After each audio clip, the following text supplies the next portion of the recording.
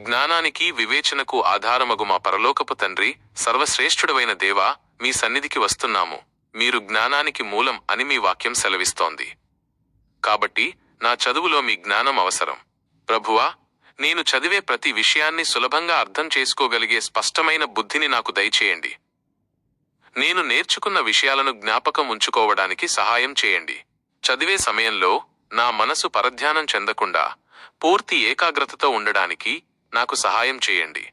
నా మనసులో ఉన్న అనవసరమైన ఆందోళనలను, ఒత్తిడిని తొలగించండి.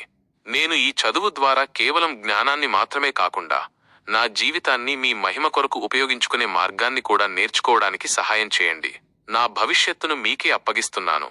కష్టపడి చదివే సహనాన్ని, పట్టుదలను నాకు దయచేయండి. నా కష్టానికి తగిన మంచి ఫలితాన్ని దయచేసి నన్ను దీవించండి.